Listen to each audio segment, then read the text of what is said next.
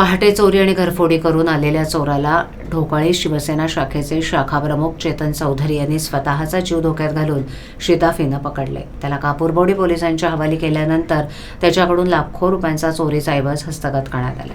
ही घटना सोमवारी घडली असून शाखाप्रमुखाच्या या धाडसी कामगिरीचं पक्षातून आणि शहरातील विविध स्तरातून कौतुकाचा वर्षाव होतोय. ढोकाळी येथील शिवसेना शाखाप्रमुख चेतन चौधरी हे सोमवारी पहाटे झोपेत असताना चोरट्यानं त्यांच्या घरात खिडकीवाटे प्रवेश केला. मात्र घरातील महिलेचा आरडाओरडा ऐकून चोरट्यानं पुन्हा खिडकीतून पलायन केलं.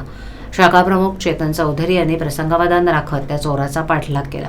त्याने फिनिक्स रुग्णालय शेजारी असलेल्या दिव्यलक्ष्मी सोसायटीजवळ त्या चोराला गाठलं आणि पकडलं. त्याची झडती घेतली असता 2 मोबाईल, इयरपॉड्स, सोन्याचे दागिने आणि काही रक्कम त्याच्याकडे आढळून आली.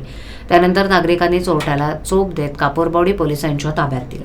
शिवसेना उद्धव बाळासाहेब ठाकरे पक्ष, ठाणे जिल्हा प्रमुख केदार दिघे, उपशहर प्रमुख वासुदेव भोईर, उपशहर प्रमुख चंद्रकांत नार्वेकर, बाळकुमचे शाखा प्रमुख संतोष भोईर, शांताराम आगरे, युवक काँग्रेस ठाणे शहर उपाध्यक्ष स्वप्नील भोईर, ठाणे शहर युवक काँग्रेस विधानसभा उपाध्यक्ष यज्ञेश वाडेकर, माजी सैनिक आणि ठाणे जिल्हा बॉक्सिंग असोसिएशनचे कोषाध्यक्ष जयदीप भोईर इत्यादींनी चेतन चौधरी यांचं एका कार्यक्रमात कौतुक केले.